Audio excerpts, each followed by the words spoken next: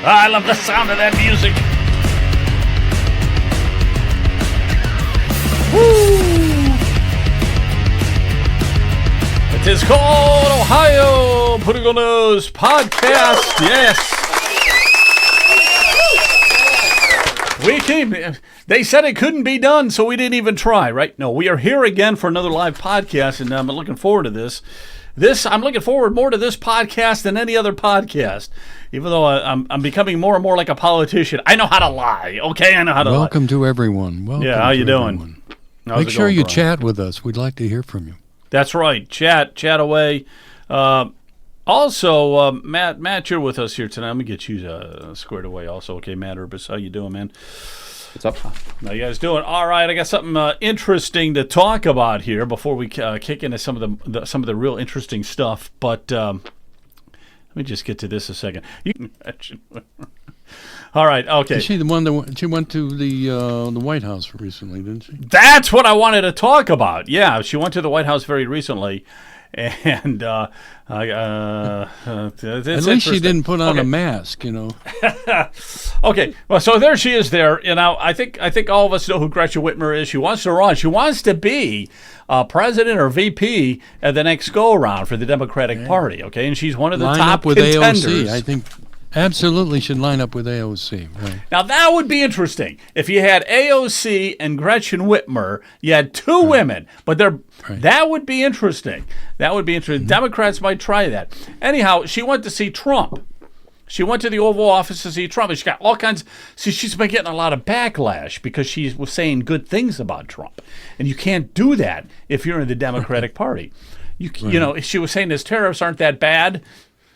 And then she was saying, you know, because she's in Michigan, she needs that automotive industry to take off. Okay, so anyhow, she went to see Trump, and then they were saying, which is kind of funny, they were saying this one guy wrote that she's being accused of hiding behind cameras during the visit, and that there's a photo out there showing her covering her face with blue folders in the Oval Office, and it's garnered well over 6 or 7 million views.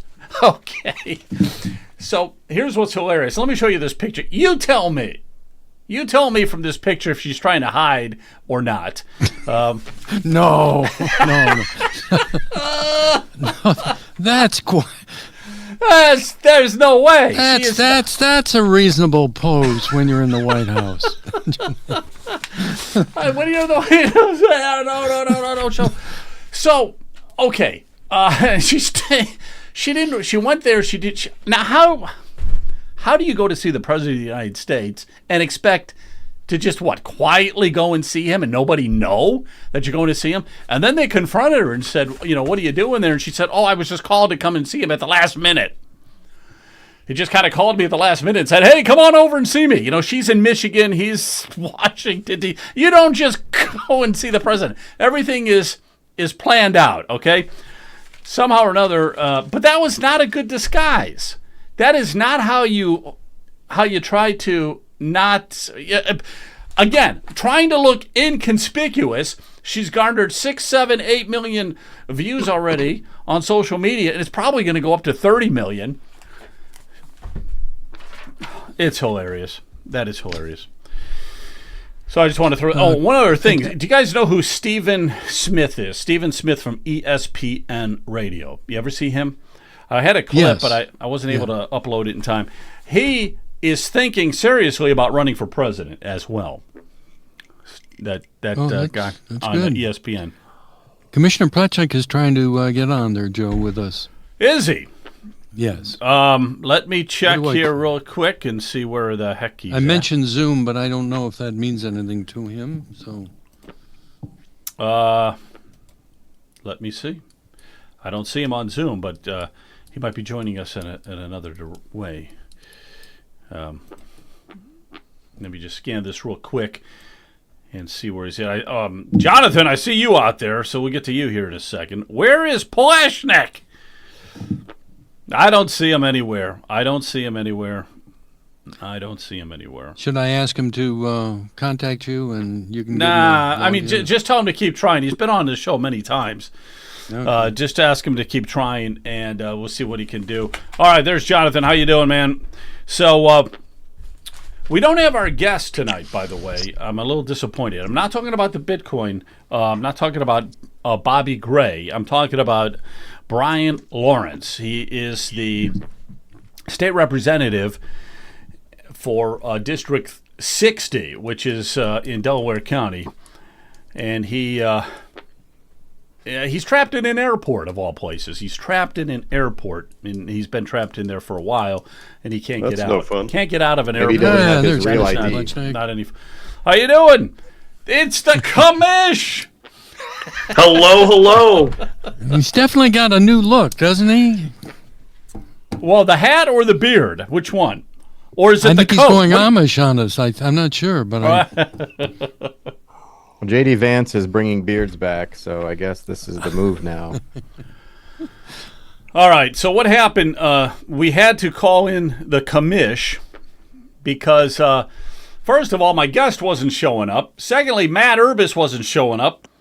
Third, that's all we had. So it's like, all right, Brian says, give Pleshnik a call, see if he can hop on. He did. That's great. We're going to talk a lot of politics until 8 o'clock, okay? Mostly homegrown Ohio politics, so I got to get your insights and all that. All right, Matt, let's talk. I'm going to get Matt Urbis. Let's run right into what's happening here with the Brown Stadium, because you had a pretty good write-up here. Let me find your Substack here. Okay, here it is. You had this right up on your Substack page that the House is approving a $600 million funding for the Cleveland Browns Stadium. I'm like you. I think it's a lousy idea for us to be shoving out $600 million and giving it to a gift of Jimmy Haslam, a billionaire. And the Browns are not notorious for really being very good. Here is the list of Republicans who voted in favor of. What's interesting is if just one of these people had voted the other way, it wouldn't have passed because it went 50-49. So all we needed was just one of these guys to say no. But they all said yes, and these are the Republicans. Yeah. There were some reports afterwards that it was, I didn't realize what I was voting for. There was some confusion. Supposedly they were trying to get a revote or a motion to reconsider because if you look at there's a lot of back and forth procedurally when these amendments come up, and there was a motion to table the amendment which only passed 49-49, which was a tie 49-49, and the motion to table failed. There was one Democrat who, for some reason, didn't vote for that. If you go back to okay, now let's vote on the actual amendment itself, and this amendment would have taken the funding out of the budget. It failed by one vote, but there were a couple of people who voted not to table the amendment, and tabling the amendment kills it. But then when the vote came up to vote for the amendment to actually kill the funding, their vote switched. So it appears that there was some confusion. It was a very close vote in the House to. All right. So what you're saying here is just so let me understand this a second. So you're saying that there was a Democrat who did not vote. It was 49-49, and this Democrat just didn't vote at all. If he had voted against it, it would have been null and void. Yeah. So the way it works. Right. So Representative Ron Ferguson introduced an amendment to basically get rid of the funding, to get rid of the stadium funding. The Democrats, by and large, don't want this giveaway, and there are a small-ish maybe contingent of Republicans who don't want it in the budget either.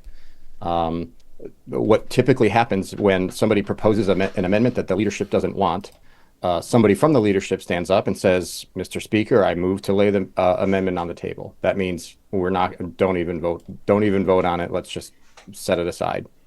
That vote ended up tying 49-49, and there was one Democrat who didn't vote. So a tie vote meant that motion to move it to the table or whatever to dismiss. That didn't carry, so it was like, all right, now it's time to vote on the amendment. And it's like you had to vote if you wanted to get the funding out. you had to vote no on the motion to table and then yes on the motion to amend the bill. This apparently caused some confusion.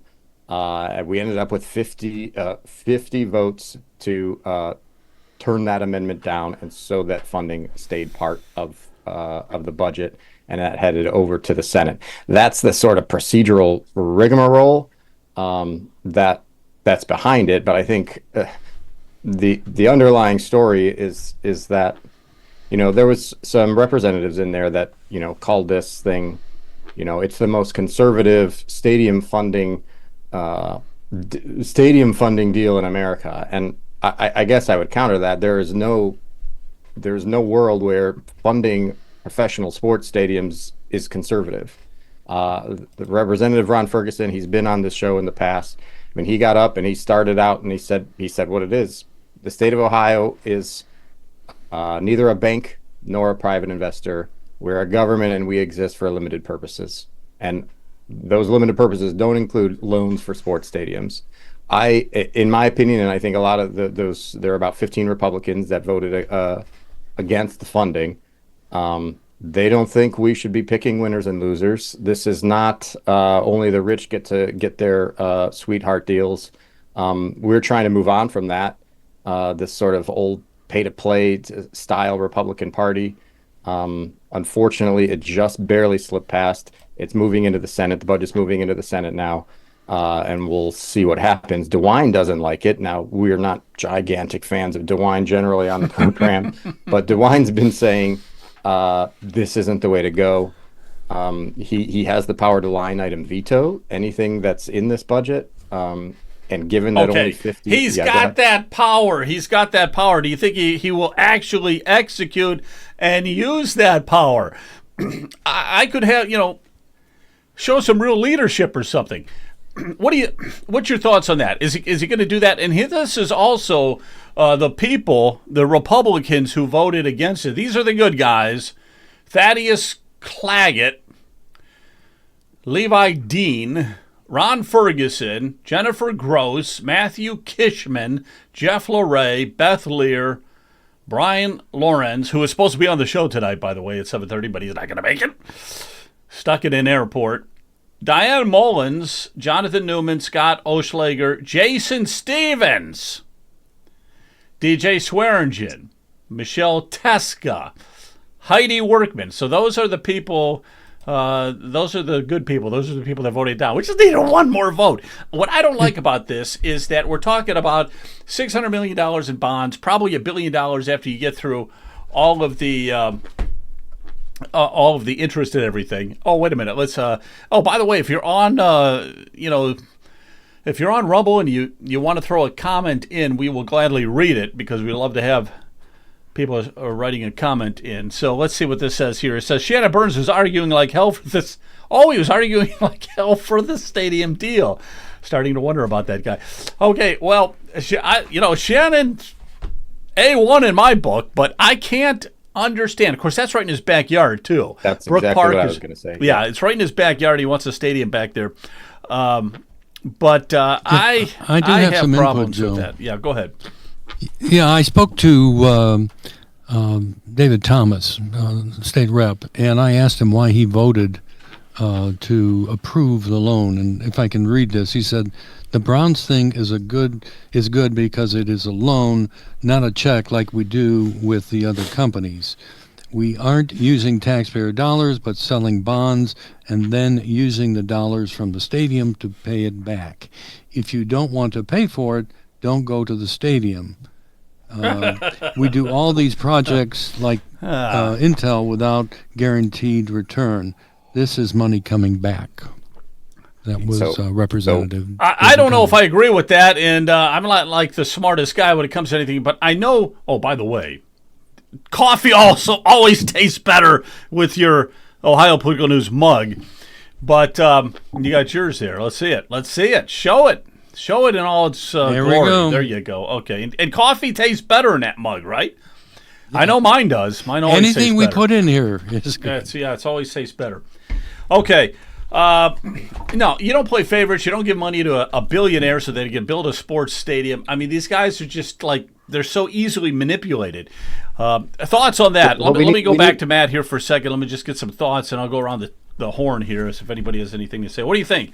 Well, we need to create a level playing field. We need to create a low tax, low regulation state that is good for everybody, not where you have to sort of beg people like Intel to come here with all these incentives.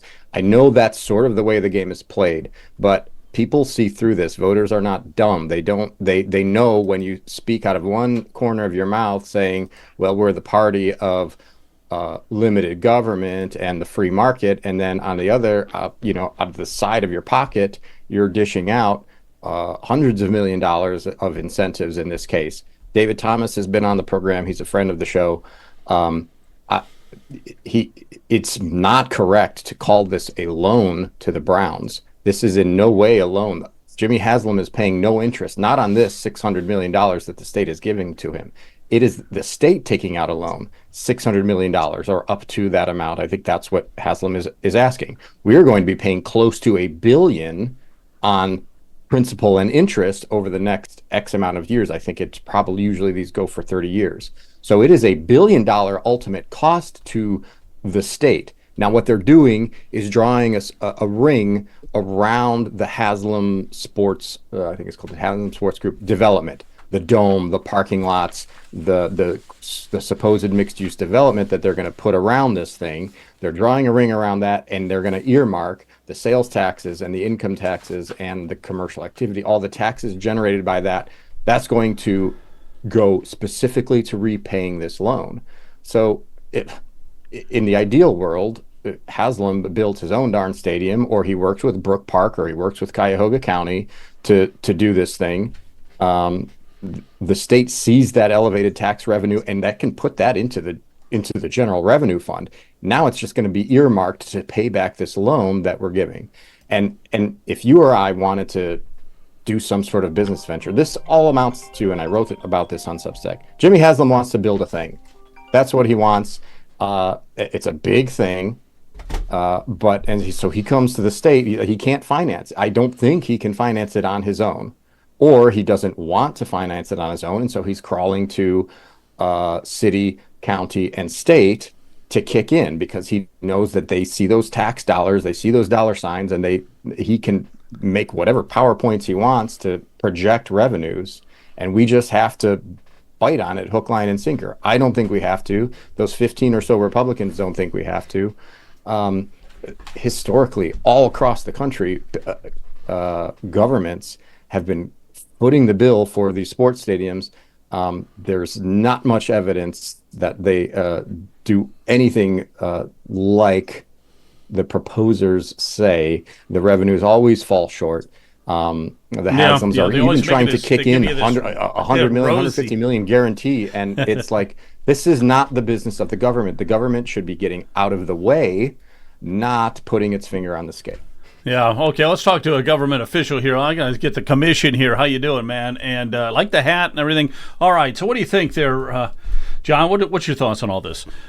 So I will say, I think there are limited circumstances where local and state governments have to intervene, where you are the one that is keeping the business in your community, whether that's a manufacturer or a sports team. Sometimes the tax abatement, sometimes the tax incentive is what brings the company into your community or keeps them there. So there are times where intervening makes sense. But this is not one of those times. The Cleveland Browns have nowhere to go. They are a terrible team. Let's just be real. And frankly, the Haslams have more than enough resources to build a stadium for $1 billion, $2 billion, anywhere they want. This is a billionaire ownership group that includes the Haslams, and we are not the make or break. If they want to leave Cleveland, $600 million is not going to keep them. If they want to stay here, $600 million is not going to make it possible. The reality is they have the money.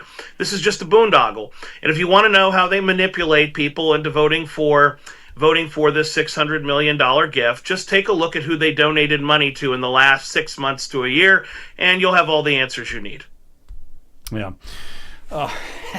You're not insinuating that money can help politicians in their decision making. That would never ever be a possibility. Never, Joe. But No, I that will would never tell be a you, possibility. Before the state legislature got involved, the Cleveland Council president, as well as the Cleveland Plain Dealer, made various proposals that involved all of the surrounding counties to help pay for the stadium. And I just laughed and said, unless you're moving the stadium to Lake County, we're not even having a conversation. We look at tax abatements and tax incentives for new business and new employees moving to our community, but we're not just going to subsidize you. And after the attempt to look at the surrounding local counties, after folks like me said no, they went to the easier folks down in Columbus. There you go. All right, let's get Jonathan. Jonathan, you have any thoughts on that Brown Stadium before we move on? I do. Well, really quickly, I'll say that I couldn't find my mug, and my coffee tastes less delicious. Actually, my tea. Right. This is the best mug I could find for the show. Darn it, I can't find my mug. It must be in the dishwasher. So a few thoughts. The first is there's an important element here I don't want our audience to lose, and that has to do with the way these types of meetings function. And I'll tell you, being somebody who went through the transition recently within the last 3 years of sort of an outside observer of government to being in a role where we have county meetings, the idea can seem foreign. Like, how is it possible that people go into a meeting and they're confused about the vote? And I will tell you, anybody who looks at it can understand. The way that meetings run is very complex. I don't say that to steer anybody away or dissuade anybody from getting involved. In fact, I really wish more people would get involved in local government. But that's sort of, if you follow on social media, there are a lot of people like, yeah, I don't buy it. They knew what they were doing. They're regretting their vote after. No, I really do think that there are a lot of people that probably got confused by the sequence of events that led up to the vote. I just want to say that. And it has everything to do, I'm going to hold up a copy of this. I grabbed it. This is something that's really important that anybody who wants to follow these kinds of issues, I suggest picking up a copy. The 12th edition is what we're currently in. It's Robert's Rules of Order. That's typically most meetings. It governs how they run. So anybody that wants to get into the weeds a little bit and figure out how meetings work and how that voting process takes place, that's invaluable. A couple other things. So Shannon Burns came up, and I've actually followed some of the comments that Shannon Burns has made.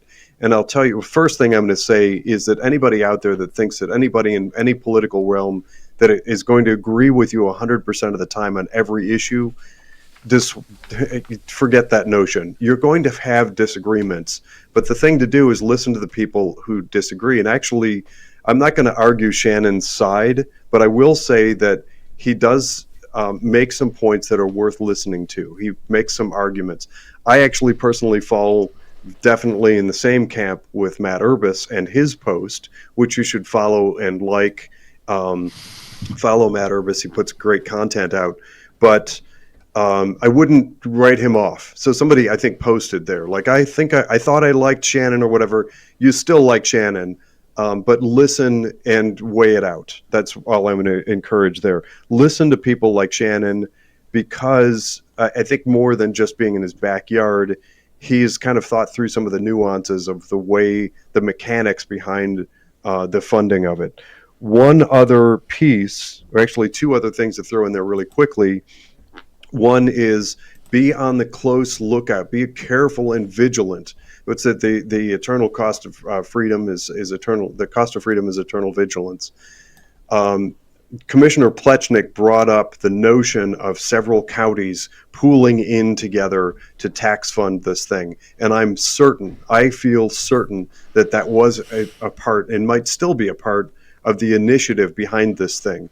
And creating some new regional taxing authority, if you hear anything in that realm, sound the alarm bells and scream and shout and panic, because I do believe, if you follow John Kalis, he's a local commentator who follows these types of things. He actually specifically commented on some news publications and an intended direction that he was interpreting from Cleveland Browns to try to use that tug the heartstrings approach of funding Brown Stadium as an excuse to create yet another regional taxing authority.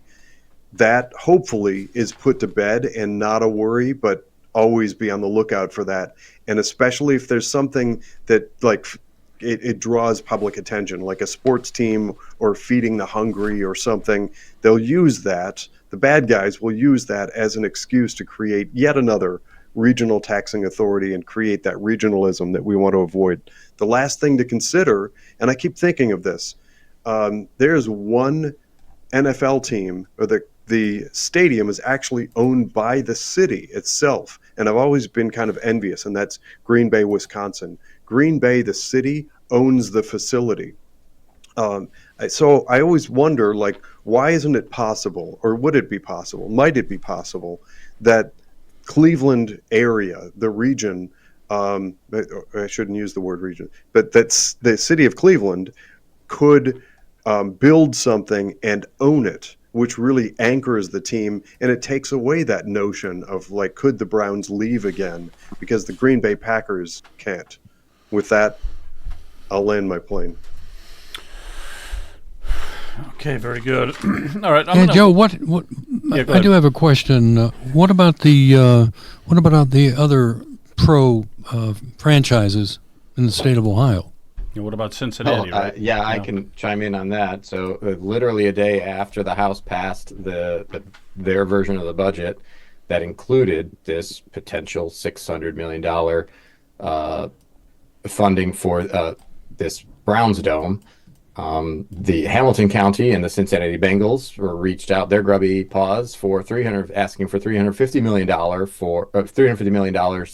to renovate the stadium in Cincinnati. It was originally Paul Brown Stadium, Paycor Stadium, or whatever the heck, corporate entity got the naming right. So they reached out their hands. And another guy who's been on the show, Greg Lawson, Buckeye Institute, really smart guy. He was on Twitter immediately after saying, he's like, it looks like we're about to open Pandora's box here. We need to be very careful. And I think that's true, because if you open the coffers for one sports team, the expectation is that you're going to need to do it over and over and over again. And what does that mean for the state of Ohio? We've got three major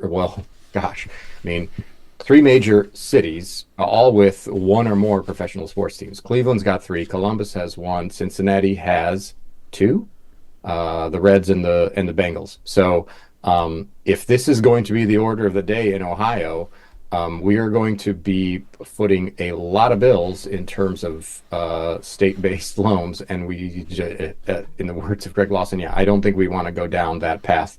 It's a dangerous one. Yeah. Good point. Yeah, once you start giving money to Cleveland, you got to give it to Cincinnati. What about the Buckeyes? What about the baseball team in Cleveland? Everybody's going to be going for a handout and stuff like that. But what is the role of government? This is a question. If anybody has a quick answer, what is the role of government when we have a budget which continually increases? Now it's well over $100 billion now in the state of Ohio. That's way too much money going every direction. Sports franchises, Medicaid, you name it. It's just entitlements galore. Everything we're doing, schools, libraries, boom, boom, boom, prisons, the whole works. Now, some of this is absolutely necessary. What is absolutely necessary for the government, in somebody's opinion? Who has a thought on that? Anybody? Just say it, because I can't. Nobody? Well, the safety, health, and welfare of the. All right, Brian, tell me. What is it that? Safety. Yeah, the budget. What should the budget have, and only what should the budget have? Do you think, Brian? I think they should have definitely safety issues. The Constitution talks about schools, so they are responsible for schools according to the Constitution. I happen to believe that that doesn't necessarily mean that they should be paying for all of the higher education, and that seems to be a never-ending hole. And the same thing with public schools. Who is responsible for the education of children? I happen to think it's the family and not the government. Yeah, very good. Because those property taxes are killing us. All right, let me put this this graphic up here. state operating budget, so we know it's well over $100 billion investing Ohio students. Now, a lot of the lawmakers were saying, and these are conservative lawmakers, Republicans, were saying that these bullet points here kind of summarizes some of the good points of the budget. So they're increasing funding for Ohio schools by hundreds of millions of dollars for the districts. I know that they have increased it quite a bit from 2024 to 2025. It's increasing like 225 million or something, and then it's going up another 300 million after that. Actually, in 2 years, it's going to be over $500 million more to the schools than what they're getting currently. So that's a pretty good. But the schools are not happy. The teachers' unions are not happy because they wanted a lot more than that. But anyhow, if we look at that, delivering billions in record property tax relief. Has anybody heard anything about that? I wanted to talk to Brian about that. And Matt, you heard something? Yeah, I can talk a little bit to that. And I was just listening to a podcast. Jack Windsor had former state rep Jay Edwards on it about this supposed property tax relief. This is all what that property tax relief is coming from what they've done with in connection to the school funding. And so Brian knows a lot, I think, about carryover and extra funding that a lot of these entities get. A lot of schools across Ohio have what they call carryover funding. So they budget for their needs and then a little extra to make sure that they can handle contingencies. Now, I'm not in the school board world. Maybe our friend Tom Hack could talk about that maybe in a little bit more detail. But what the House did in this version of the budget is that they are eliminating, or they're cutting off the amount of carryover you can have. They started at 25%. They raised a hue and cry, and I think they settled on 30 or 35%. So you can carry over that amount of padding in your budget. So there are a lot of schools that have a lot of extra money. What this is supposed to do is, if you have this extra money, I don't know if it's the auditor, and maybe Commissioner Pletch can explain a little bit more. Either the auditor or the treasurer, whoever is in charge there, will lower the millage to essentially recoup that money. They cannot have that amount of carryover. They're going to limit the amount of carryover they can have to either 30 or 35%. And that's where they get this billions of dollars. They imagine, believe it or not, that the schools who have all this, who've been holding on to this extra money, will see that they're about to lose it and not spend it. Yeah, the whole thing is so absurd. Weird. The whole thing is so absurd and weird. Spend it, and then we're probably not going to see anywhere near that kind of $2 million in property tax relief. So because they're going to spend it. If it's like, if you lose it, like spend it or lose it, they're going to spend it then and get themselves down to that limit. Exactly. You're going to spend it. Or one other thing, John, too, or you guys, can't you just hide it in your financial statements in a different spot, But anyhow, Go ahead. So let me jump in. So first of all, I completely agree with Matt that the expectation that schools are simply going to return this money to the taxpayer rather than spend it on a fire sale is ludicrous. I've seen the way that government at every level works, and when you tell them use it or lose it, they will find anything to spend the money on before they return it. So number one, you're going to see a spending spree in public schools like you have never seen before. Number two, one of the complaints we rightly have with public schools is that they never plan for the future. They never put money to the side to build the building, to maintain the roof. And what do? They come back to us and say, we need an emergency tax levy to pay for this. And we rightly say, well, didn't you budget? Didn't you look ahead? Well, this legislation quite literally prohibits them from budgeting. Because if they were to say, hey, we're going to need $50 million in 20 years to rebuild our school buildings, now they can't save it. It just gets wiped out. And so the handful of schools that might have been doing the right thing and actually saving money for contingencies and capital projects, now they're prohibited from doing so. So I don't think it accords any savings to the taxpayer. I think the average school district is going to spend the money as quick as it comes in now. And unfortunately, I think it creates a culture where saving and budgeting and planning for the future is now legally prohibited. Now, Matt asked the question, what's the mechanism by which this budget would be reduced, by which the property taxes would be reduced? That is the Budget Commission, which currently consists of the county auditor, the county treasurer, and the county prosecutor. But there are a lot of conflicts that come up with that combination, because the county prosecutor is technically the counsel, the attorney for the treasurer and the auditor. And so the prosecutor often is forced to recuse themselves, which doesn't make a lot of sense when you have a three-member panel and one of the folks can't vote half the time. So there is a proposal in the current budget to replace the county prosecutor with the president of the Board of County Commissioners. But either way, you have 3 county elected officials that would be exercising zero discretion. They would just be told under the law, if a school district is a carryover over the limit, 35%, then you must reduce their property tax collections so that they ultimately come under that limit. But once again, I don't foresee that happening very often, because every school district from here on out is going to say, whoops, we're getting close to our limit. I guess everybody's going to have their continuing education in Hawaii this year, and we're going to build a new executive office suite for the principal. They're going to find a way to spend the money. They're not going to return it. What do you think, Brian? You think the school systems are going to find a way to spend the money, or are they going to give it back to the taxpayers? Yeah, I absolutely agree with Commissioner Plechik and Matt Urbis on that point. They're not returning it to the people. The other issue that I did hear from Auditor Galloway, in that is the Budget Commission, although they may try to beef up their role. The Budget Commission cannot tell the schools you can't spend any more money on pencils or computers or anything like that. He doesn't envision the state legislators giving the Budget Commission that kind of power. I also mentioned I'd like to see 2 citizens added to the Budget Commission. People are not necessarily agreeing with me. They'll say it'll become a political football. But I don't mind average citizens getting involved in these boards if they have the financial acumen to read financial statements.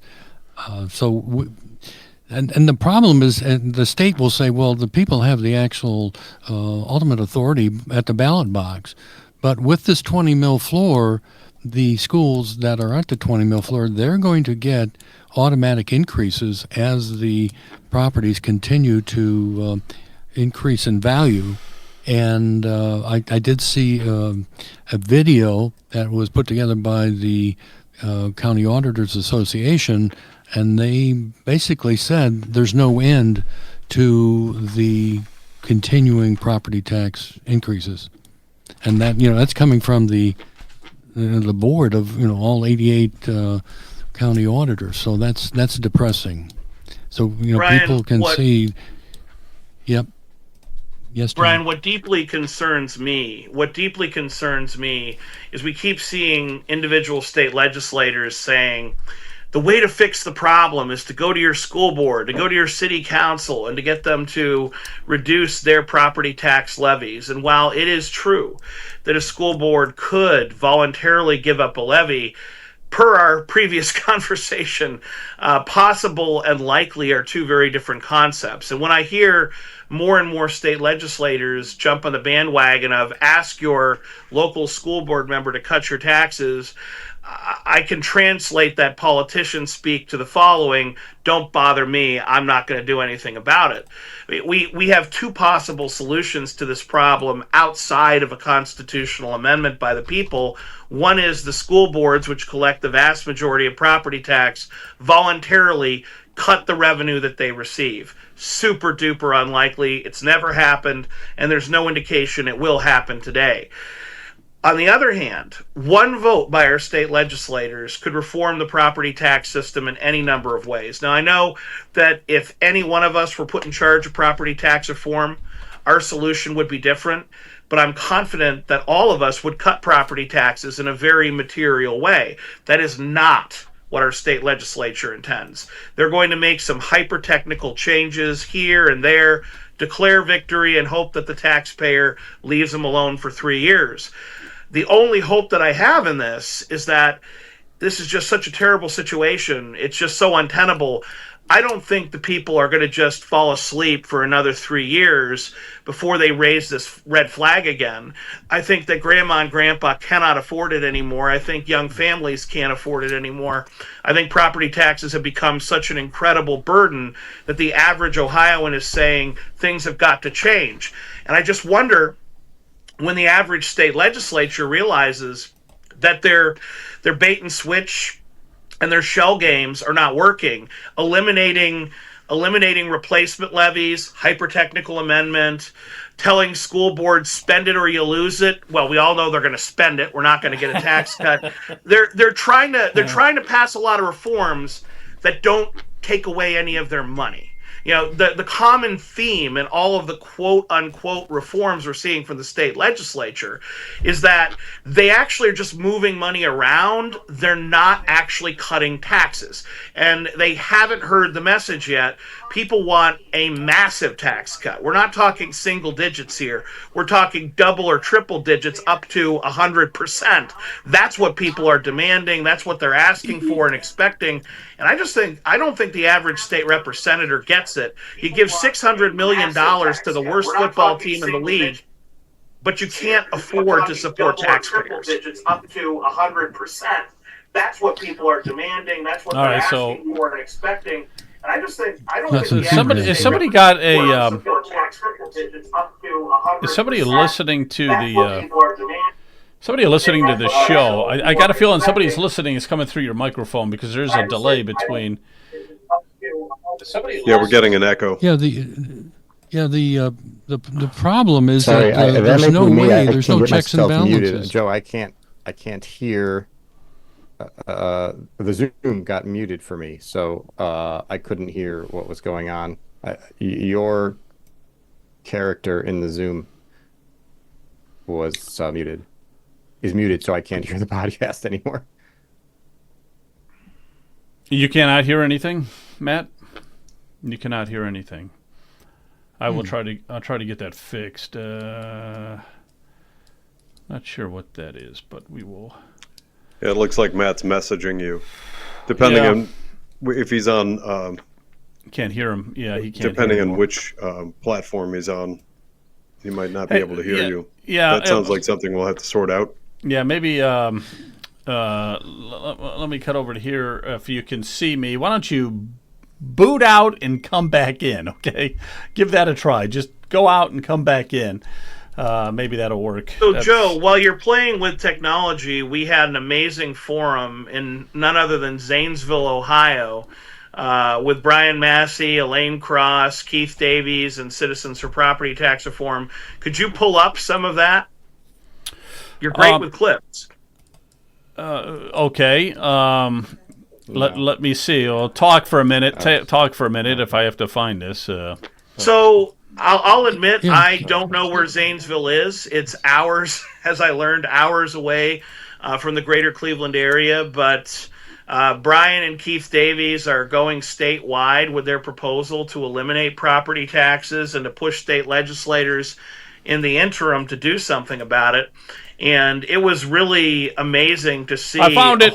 I found it. I found it. They just pass a few symbolic pieces of legislation and declare victory. We all go home and they don't have to worry about this for 3 more years. But what they don't understand is that this isn't just an annoyance to the people of Ohio, and it's not just unfair. It's reached a point where the citizen cannot afford this anymore.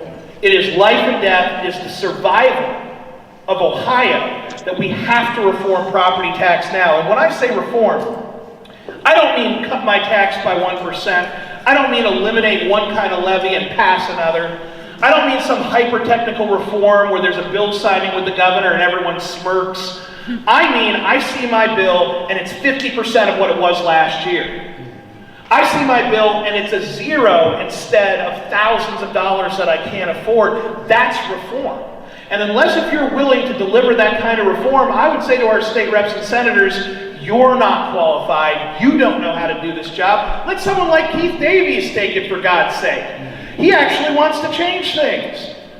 Yeah, look at now. Were you I was always waiting for like a cow or something to stick its head through those through the where they got you way up in the rafters or something like that.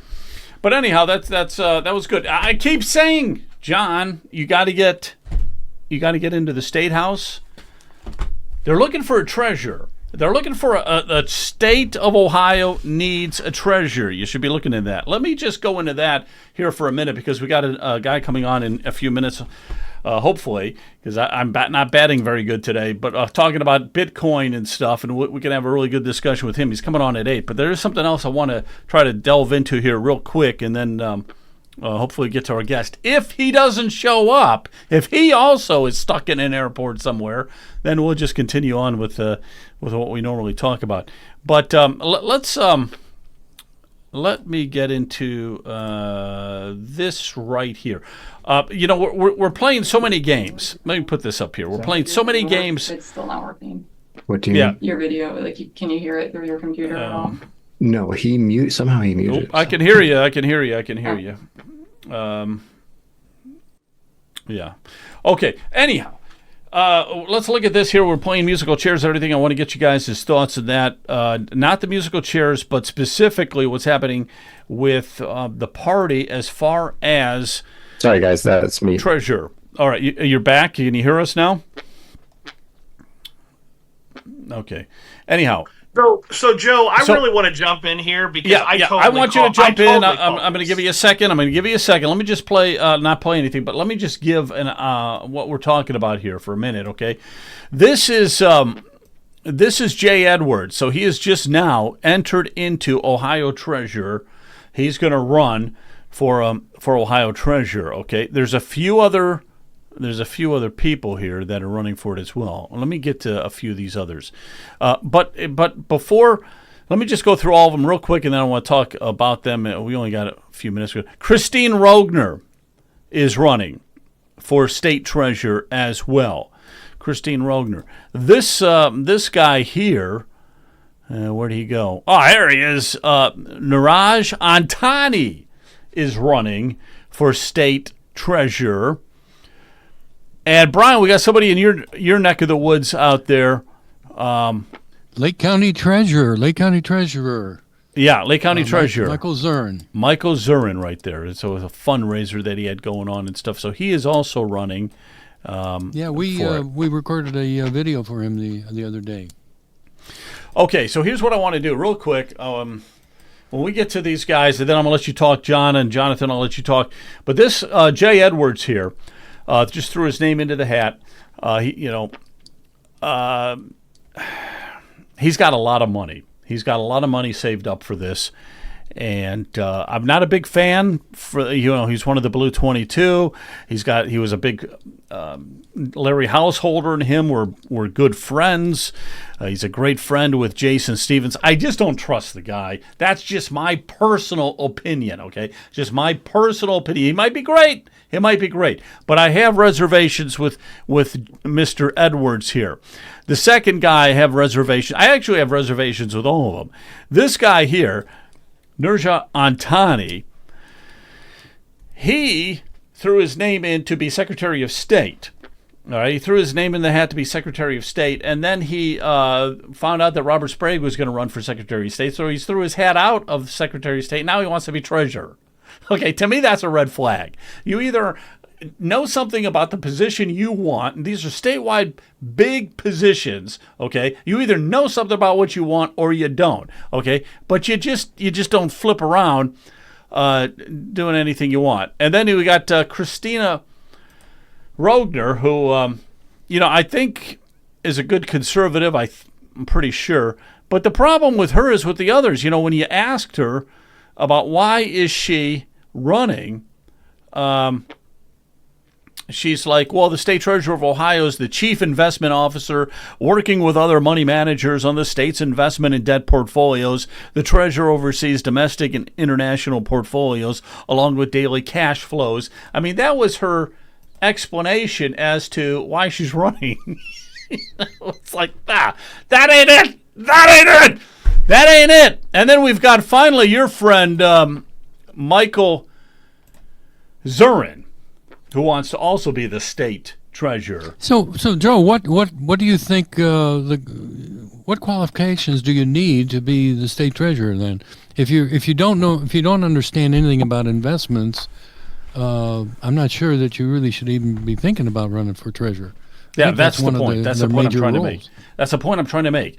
You know, these guys like that Antanji that we were just looking at. Okay, he wanted to run for Secretary of State. Does he know anything about voting, about election integrity and stuff like that? I don't think so. He wants a statewide office, okay? And then that was going to be filled with Robert Sprague, so he's like, I'm going to go over to be treasurer. None of these people really have any experience, in my mind, to be treasurer.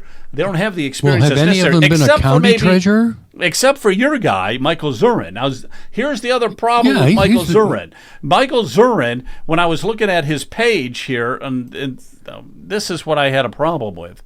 Let's go over to his fundraising. You know, he's got this backyard fundraiser there with the lake and all that kind of stuff. He's probably very, very qualified to be it, but you got to realize something. This is not small town a candidacy. This is statewide. And I understand you need $4 to $5 million. What? You need coffers, or you need $4 to $5 million before you run for a state office like that, as I understand it. You're going to need millions. You're going to need several Commissioner millions of Plechnik dollars. would probably be better qualified to answer that. Well, you would, but I'm just saying, and the point I'm trying to make through all of this is you can't run a statewide office like he ran for Lake County, okay? You can't be going door to door and stuff like that. You got an entire state to cover. Go ahead. So let me jump in, because I totally called this. There were no big fishes running for Ohio Treasurer, which is exactly why you saw all the bottom feeders show really strong interest in that position rather than the others. You knew you weren't going to beat Keith Faber. You knew you weren't going to beat Frank LaRose or Robert Sprague. So as soon as you saw them line up for their positions, everybody starts to back off. Even folks like Niraj Antani, who initially declare for Secretary of State and then switch off.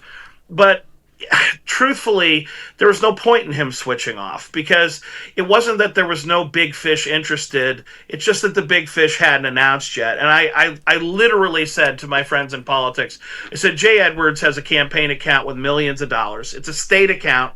He can't spend it on federal office. And it would be ridiculous to spend millions on a county commissioner or a county auditor race. So he's obviously looking at a statewide office. The only one that doesn't have a big fish already lined up to run for it is treasurer.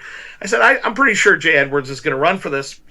So everyone's getting super excited. They think that there's an open seat where no one serious is running, because realistically, Christine Rogner, Niraj Antani, whether you like them, love them, or hate them, they're very weak candidates. Realistically, the average Jane or Joe who could get excitement going could actually take them on. They don't have statewide name ID. They don't have particularly strong records of campaigns and fundraising. Doesn't mean they're bad people, but they're eminently beatable. So you look at that and go, I could beat Niraj Antani. I could beat Christina Rogner. Those are beatable candidates. And then, of course, just as I predicted, the guy with millions of dollars rolls on out. Now, if this were decided based on who the absolute best human being was, Mike Zurin would be Ohio Treasurer. If this were decided based on who the most qualified professional is, Mike Zurin is the only candidate running who's actually served as a treasurer in government, who has worked in the banking sector, who's dealt with mortgages and investments. The man is eminently qualified. I should say Dr. Mike Zurin is eminently qualified. But as you and I both know, Joe, Brian, Matt, this has nothing to do with being qualified. This is politics. And at the end of the day, the front runner, without a doubt, and by far and away, is Jay Edwards. He walks into this race with a prohibitive advantage. So I love Mike Zurin. He is the most qualified candidate. He's dedicated himself to the people of Lake County, and we're very lucky to have him as our treasurer. Love him. He's a good friend. But I'd be the first to admit, you stack these candidates up one against the other. You have three folks who are on relatively equal footing, and any one of them could come out on top in a three-way race. You add in Jay Edwards, and it's a giant surrounded by midgets in terms of the capacity to raise money and run a statewide campaign. So it's no knock on any of the other candidates' qualifications or what they would do in the role. I'm just being realistic. The moment Jay Edwards announced, he automatically became the front runner. Yeah, he's got a ton of money saved up and everything like that. Yeah, he absolutely does. Jonathan, I'm going to get you in. So what's your thoughts, man? Well, I was making some notes to make a couple of comments. Well, actually, let me pause. We're at 8:03. Is Bobby Gray on? Is he joining us? Isn't he joining us at 8? He's supposed to join at 8, but he has not connected. So we'll not keep on yet. We'll keep going. Let me send a message. Yeah. Okay. Talk. See if you can go to him and. Let's and see. Joe, we can talk Bitcoin. You know, Bobby Gray isn't the only one who knows about crypto. Yeah, okay. Well, we'll get on that subject here in a minute, but I wanted to get him on. He's starting a Bitcoin, not Bitcoin, but a BitCurrency organization. Actually, so I'll put a plug in for my podcast. Anybody who follows Unwoke.academy, Bobby was my guest. It was actually an interesting occurrence. A mutual friend and his publicist contacted me and asked to get him on my show. And I had to actually ask. I didn't know who Bobby Gray was, but he invented the Bitcoin coin. So when you see that image, and it's now kind of the universal image of cryptocurrency, people use that image of like the B with the slashes. He designed that, and he actually minted them, and it's an interesting story. So I have asked him to come on and join us on this program. As soon as I finish speaking and you go to somebody else, I'll send some messages and see if maybe he's just running a little bit late. But just backing up a step, you were talking a few minutes ago about government schools and their budgets. And if we're going to grade Ohio's schools on like an A through F rating system for fiscal management, I give them a Z. Our schools are spending like drunken sailors, and they have been for decades. The fact that Ohio has fallen from a top 10 destination to roughly 38th in the nation, while also skyrocketing the expenses, the fact that so much money flows through these schools, and I've recently taken to putting it in the context of a new car. And I've never actually priced a Kia, but I think you might be able to get a cheap Kia for around $17,000 a school, $17,000. And some of these schools in Ohio are averaging around $17,000. We have several that are above $40,000 per student per year, $43,000 per student range. And that's like putting a new car, maybe Buick, in the driveway of, you can see I haven't priced these cars in a while, I'm guessing, in the driveway of every student in Ohio. And the result, clearly, is like maybe occasionally single digit, maybe teens, or pushing 30% literacy rate. So we have not only a tax and spend it or you lose it kind of environment, but we have this environment that's actually proven itself to be counterproductive. It seems through the years, and I've mentioned this before, the more we collect and pump through these schools, the more money just seems to evaporate into nothingness with no real tangible results. So for that reason, I keep going back to this. We're watching Doge, and I'm very excited about Doge. I love this stuff. I can't get enough of it. I read these daily things about these mass discoveries, and I hope that there's justice eventually comes out of this, and people are arrested, and we actually turn it off through legislation and stop the hemorrhaging of money through taxpayer overspending and over taxing, and it's just taxpayer abuse. We see like USAID and our defense budget and all those sorts of things. I truly believe that if we look at a national level on education spending, I believe education is going to prove to be the worst. It's the worst culprit. It's drastically worse than USAID. It's worse than our defense budget. Look at the amount of money that flows through for this constant parade of new construction, reconstruction, rebuilding, rewiring, new rooftops, new driveways and parking lots. Construction is one of the easiest places to hide fraud, malfeasance, and corruption. If we could Doge, I'm telling you, if we could Doge Ohio's school districts, we would find drastic amounts of taxpayer abuse and malfeasance. And then again, just for anybody who doesn't recognize the significance of that, that's all connected to a horrible education system. And yes, I know, I get all the time, I get people that tell me that they're complacent, they're okay because they're told by the state that their local school district is like a blue ribbon or a gold star or an A rated or whatever.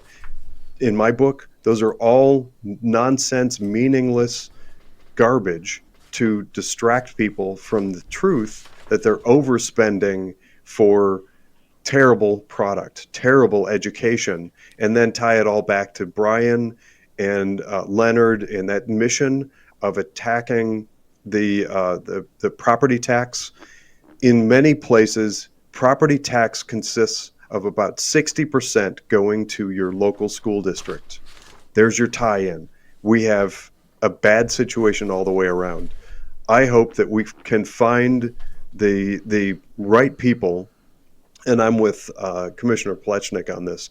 Right now, the idea that we're going to find people within our government to self-restrain and Doge Ohio, I think it's a fool's errand. We're not going to find people that will make the necessary cuts to budget. It would be career suicide for a politician currently in office or considering office to tackle Ohio's budget, school or otherwise, because we just know that the attack parade of the left, of the swamp, actually, the uniparty, will be voracious. The moment the person who does that in Ohio has to be prepared to suffer like Elon Musk is suffering. And I certainly don't see anybody within Columbus willing to take that on.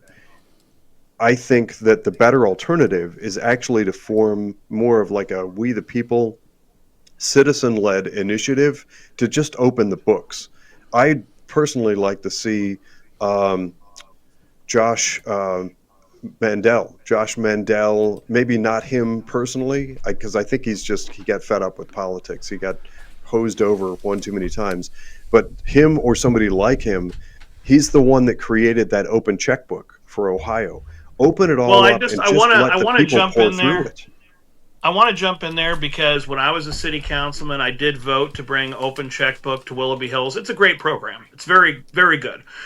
Josh Mandel did not create it. He did bring it to Ohio.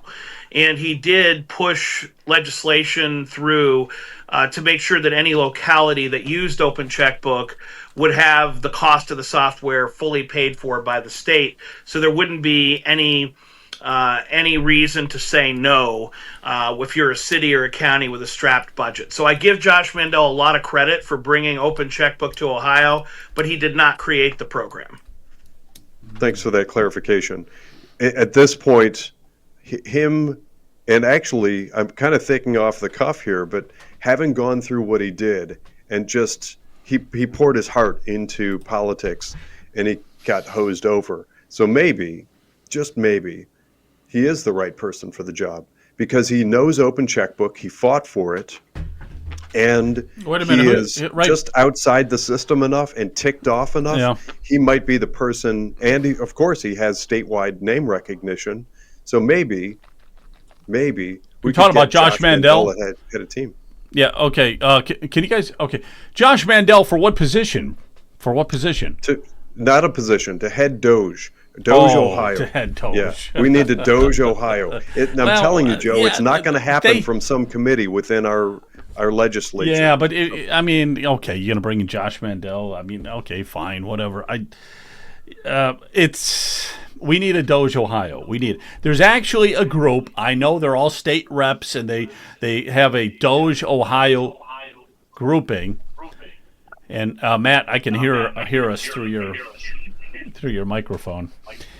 Yeah, I don't know why we're mute- having trouble. mute your Matt, microphone. if you want to reconnect through vMix, go ahead, because there's I don't know. Can you guys hear that, or is it just me?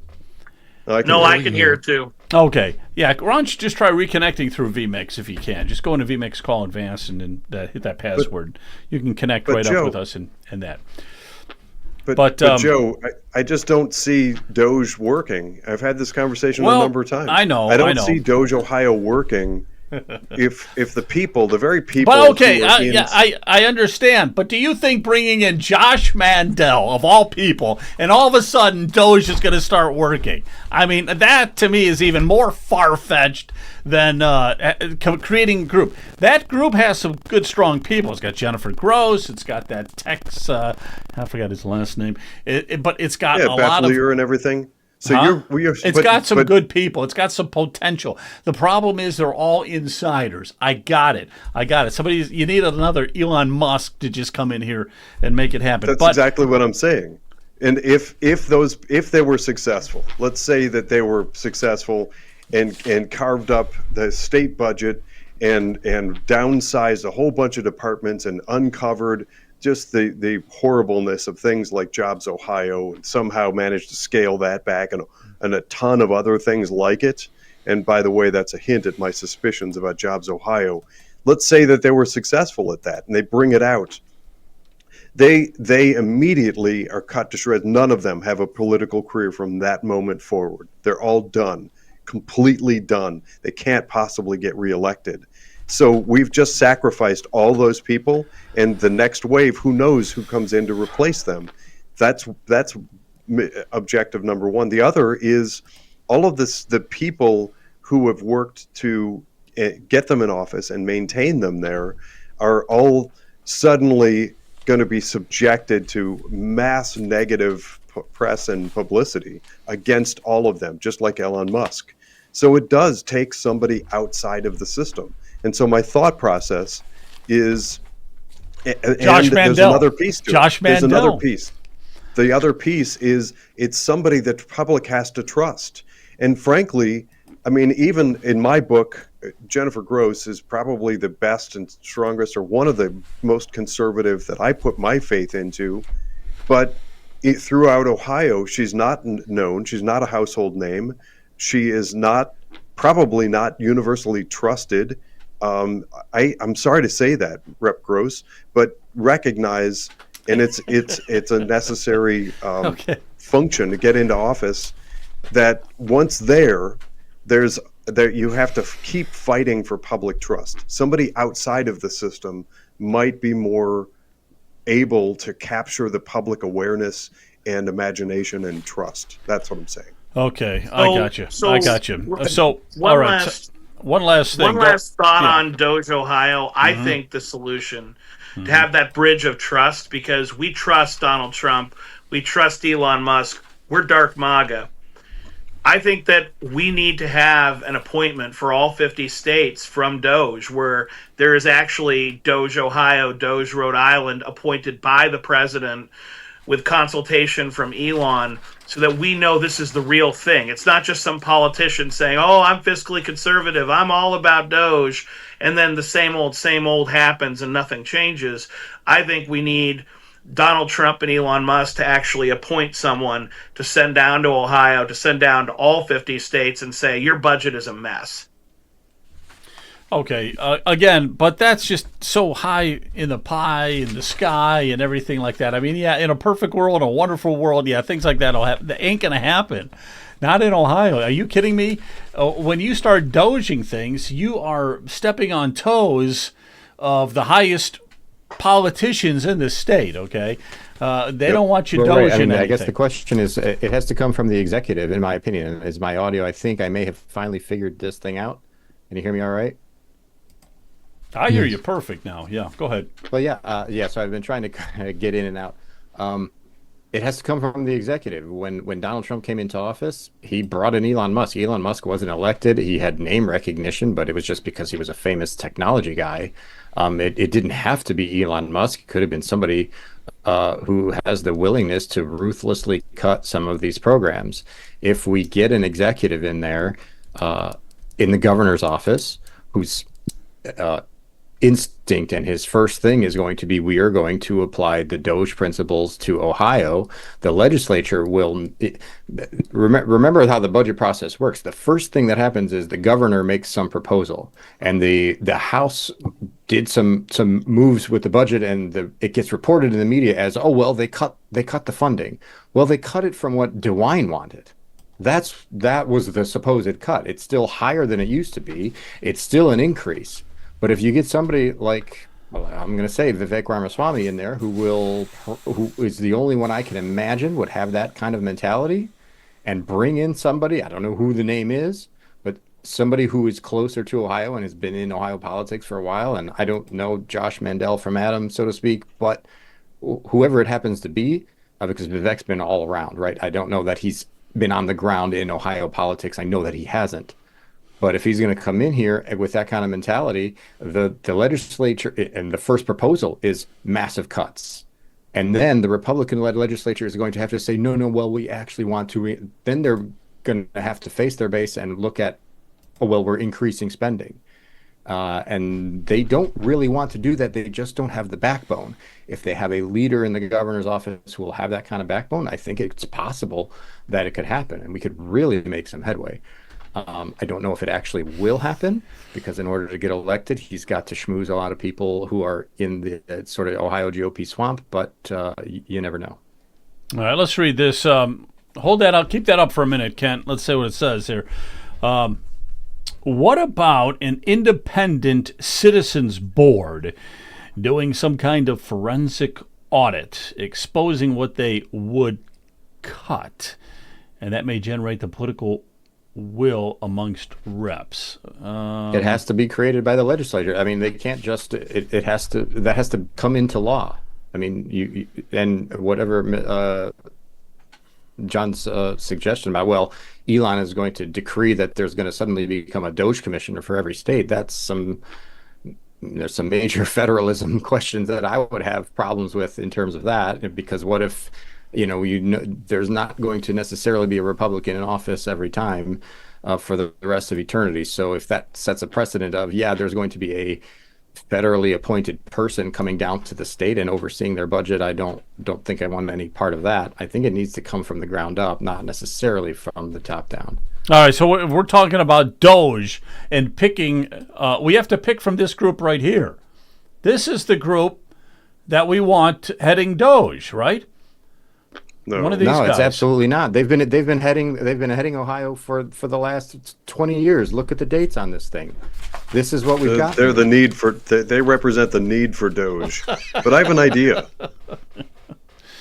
All right. So we won't use them. We won't use them for Doge. I understand. Listen. Okay, I'll hear what you have to say, Jonathan, and then I want to just wrap it up tonight, and we'll talk about the governor's race a little bit, because we've got some candidates, and I just want to get you guys' thoughts on that as well. But go ahead. All right, so you know that I am constantly talking about precinct strategy and filling the empty, vacant seats throughout the Republican Party in Ohio with good, solid, constitutional, conservative, America First Republicans. In each county, there's a leadership team of each county central committee. How about we build Doge on the backbone of our Republican Party? We could build Doge using the leadership of all 88 counties. Yeah, many of them, some of them are whatever. They're not great, some of them. But when you add all 88 counties together, and maybe that's kind of the beginnings of forming a commission to evaluate Ohio's budget, because they are outside, they are unpaid positions, and they are close to the community. In each county, you have what's called a chair of each county central committee. So maybe you get 88 chairs together and lean on them. And I am going to distinguish by saying that this vision that had just occurred to me has to be separate from the Ohio Republican Party. The Ohio Republican Party for far too long is trying to pull the strings of those 88 counties and their local county GOP. But if they were separately put together as maybe forming some sort of committee, it might be something worth considering. Just throwing that out there. Okay, let me just get a quick yes or no from some of you guys. Whip around this whole thing. Vivek Ramaswamy, should he be given the endorsement at the upcoming State Central Committee meeting, which is going to be, I think, May 9th? Okay, so let's go to you, Brian. Should Vivek get the endorsement from the Ohio Republican Party May 9th? I haven't heard him speak directly yet, so I would say it's a little too early for that. Too early for that. Let me go to Jonathan. What do you think? Yes? No? No, not yet. I'm with Brian. We need more time to let this campaign run and let the people in this race kind of battle it out publicly and hear what they have to say. All right. John Poleshnik, is it too early for the Republican Party to throw behind Vivek? I'm personally not a fan of the Republican Party jumping into primaries in the first place. When I ran for State Central Committee, I promised that I wasn't going to be interfering in endorsements. I'd let primaries play out and let the people choose. So even when I love the candidate, my inclination is to say the party shouldn't be picking the winners and losers. The people should be voting in the Republican primary. That said, if you need to learn more about Vivek, he'll be here in Lake County on tax day. That's Tuesday, April 15th, for our Lake County Republican Party Lincoln Day dinner. I'll be there. I know Brian will be there. It's going to be a heck of an event. So if you're still making up your mind, there's a chance to hear directly from Vivek Ramaswamy in Lake County. Oh, that's awesome. I forgot about it. So are there still tickets available? If I wanted to go, I could go. Yeah. Very good. I might look into that. Matt, is it too early to give the crown to Vivek? Yeah, I think I agree. The same hue and cry. Remember when they endorsed DeWine ahead of Renacci and Blystone? That you got to stand on your principles, and I certainly myself lean toward Vivek, but I agree that really it should be the people deciding, not necessarily the party. Especially, no offense to you, you're on there and you're doing a good job, but the current composition of the party, I don't want them endorsing anybody. Okay, very good. Ken, put that question up again if they have one. Let's just read it, and we'll. I'd like to. Anytime anybody posts anything, really grateful. I'm grateful. Okay, I'm suggesting. Okay, this is Speak Life Garden Homestead and Permaculture. I'm suggesting doing the analysis knowing it won't be done right now, but showing the public what could be done. What kind of analysis? And I know you're talking about doging it, but there's a lot of analysis. Probably the biggest component that needs to be doged right now is Medicaid. I think that's the biggest waste we have right now. That's. Let me give one. Let me go around real quick, round robin here. And, wait a minute. Elon has mentioned that he was being bombarded by states and corporations asking for advice in building local Doge groups. Well, we need one in Ohio. And it's not that we can't get one in Ohio. That isn't the problem. The problem is, can we get one in Ohio that's legit, that doesn't become corrupted? That's the problem. All right. Let me just get some thoughts here real quick on Medicaid. Brian, do you have any thoughts on Medicaid? How can we slice and dice Medicaid, entitlements, and all that in Ohio? Well, that's a tough question. I'm sure there's fraud, abuse, and waste in that. But I've heard from local officials that said if you want to do a Doge, you should do it on the Ohio Department of Transportation. And I would dare say we probably should pick up every state organization and analyze it, because there has to be, if there's fraud at the level at the federal department, I think the numbers are probably smaller at the state, but there's still a lot. There's tens of millions of dollars, I'm sure, that could be given back to the people or not spent. Yeah, without a doubt. All right, John, any thoughts? Statewide, Medicaid is probably where you have the biggest waste and the biggest room for savings. Locally, it's the public schools.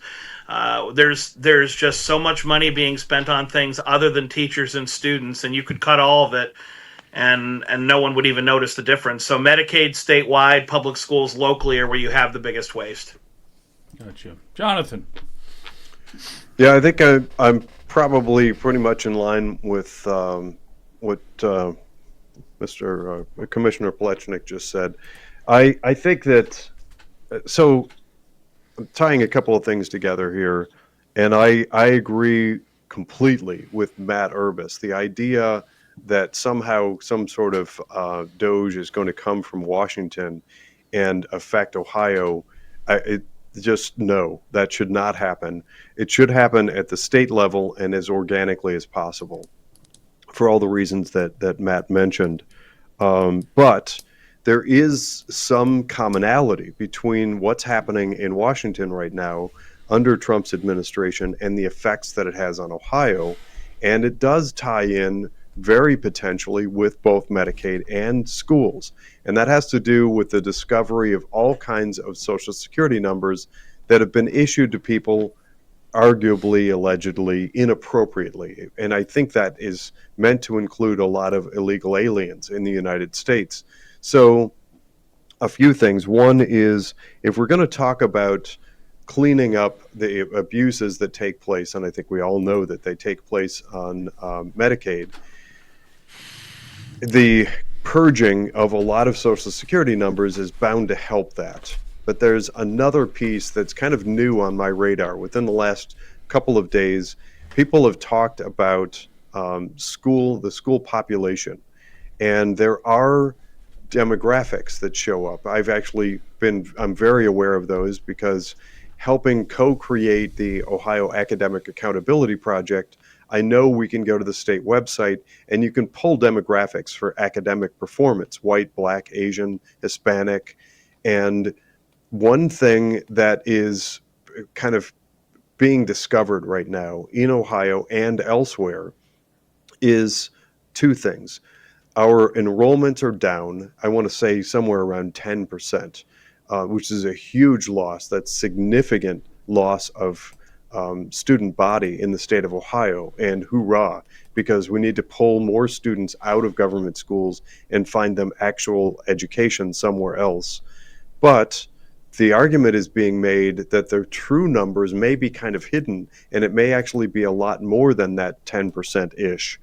And that's because people are now starting to look at the demographics and what they're showing. And yes, I can hear it now. The left are going to go crazy and attack me again on social media as xenophobic and racist and whatever. But what they're showing is that there's a marked, significant increase in school enrollments in Ohio registering as Hispanic. So assuming that we are seeing the influx, and Painesville comes to mind specifically, which is in Lake County, there are huge populations of immigrants who've come over the border from Mexico and have come into states like Ohio. So putting two and two together, we may have a few things to look at here and keep our eye on. One is purging the Social Security rolls of people who may illegitimately have Social Security numbers, and the other is enrollment of students, of children who have come here and are here on something other than actual tangible U.S. citizenship, however you want to categorize that, illegal, alien, or resident, or I don't know, whatever. So those are a couple of things to watch out for. And of course, they connect to our budget, because we spend money on these things.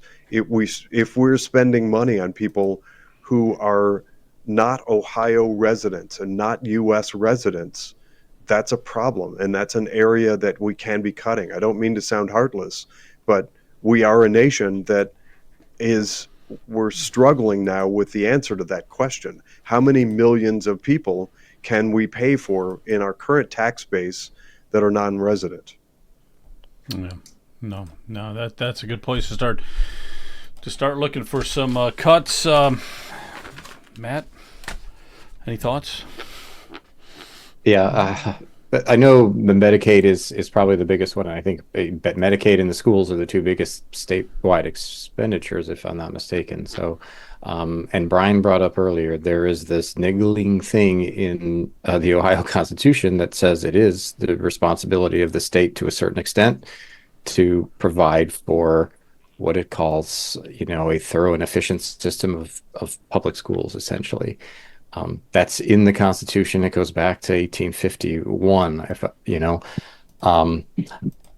I don't know how to answer that remit, because the State House wants to cut as much as they can because they're trying to get down to zero income tax, and they're trying to get school choice on the books.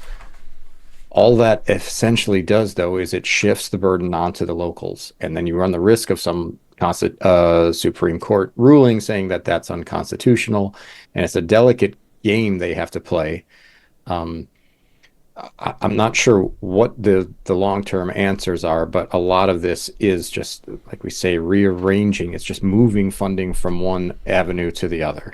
And I know Brian's been talking about eliminating the property tax. My concern there is that, as soon as, if you were to wave a wand and move property taxes to zero, the entities that subsist on property taxes would see that coming down the road and immediately move to raise income tax, raise sales tax, raise whatever it is to make up for it. And all it does is shift it from property taxes to income and sales taxes, and not only that, but it's not, homeowners only account for a certain percentage of the property taxes. You've got commercial and industrial property taxes coming into the school coffers, into the library coffers, and all that kind of stuff. So if you take that, whatever it might be, say it's 75% in a certain county that is residential, suddenly they're going to have to cover 100% from income and sales tax if you suddenly wipe out property taxes. It's a spending problem, and ultimately, what bothers me is the House increased spending. They're very proud that they only increased it by 1 or 2% or something like that over the prior year budget.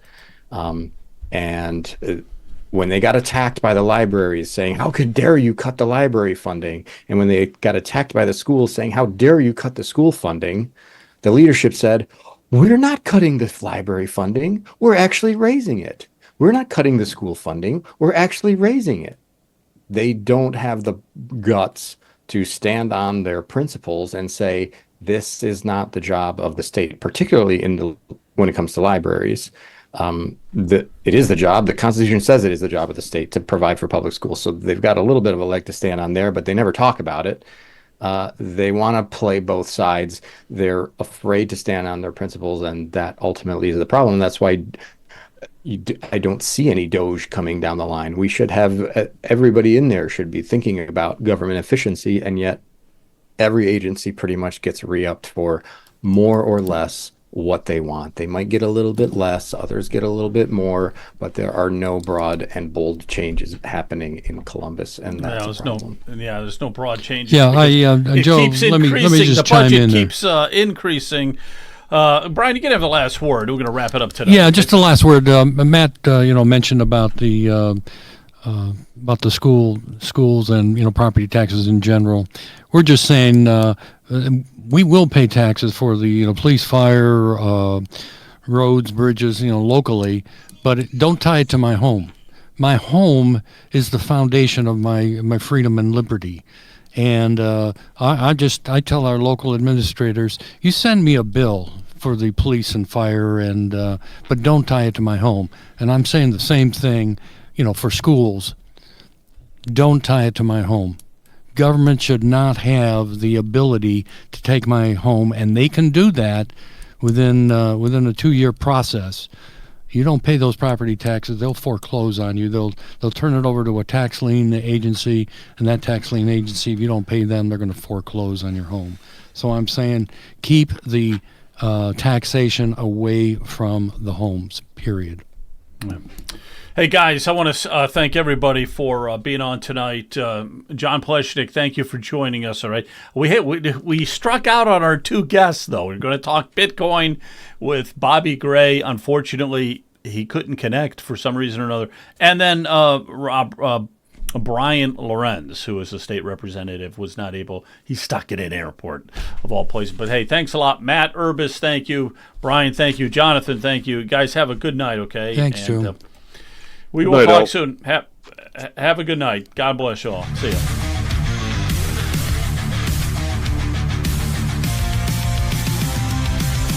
Now you're the ones who've lost their touch.